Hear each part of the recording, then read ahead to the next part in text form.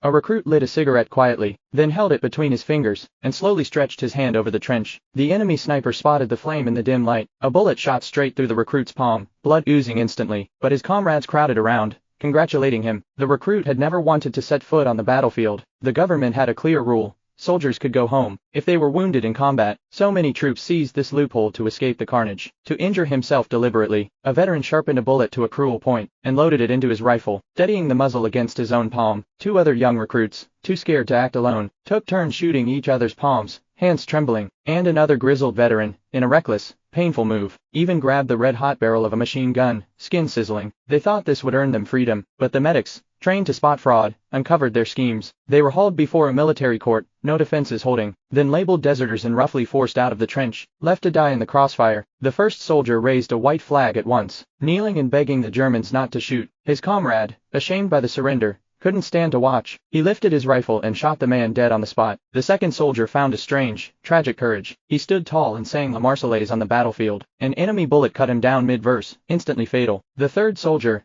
desperate to survive at any cost, threw a grenade wildly at an enemy fighter plane overhead, but he was still gunned down before the grenade even exploded. Recruit Manek was the only lucky one. After being forced out of the trench, a German fighter plane soon spotted him, shooting him in the abdomen, blood soaking his uniform. But fortune smiled. A fellow deserter, the veteran who'd grabbed the gun barrel, stumbled on him. He hoisted Manek onto his shoulders and staggered to a nearby field hospital. But disaster struck again moments later. German artillery began bombarding the hospital, shells whistling down. The veteran spotted a live shell stuck on the roof's edge, and a panicky nurse accidentally hit the switch for the hydrogen airship. The airship drifted slowly, relentlessly toward the shell. Everyone screamed, scrambling to escape the impending blast. At the last possible second, the veteran sprinted into the steel storage cabin, diving into a thick pile of rubber cloth for cover. The airship brushed the shell, squeezing its firing pin tight. Hydrogen ignited in a flash. A massive explosion demolished the hospital, flames towering. Somehow, the veteran emerged, dazed but alive. Manek, hit in the head by debris, lost all his memory, but he clung to life. He was eventually sent home, and when he saw his fiancée Emily waiting, she fell into his arms, weeping tears of relief. This story says it all. The most foolish thing humans do is start a war.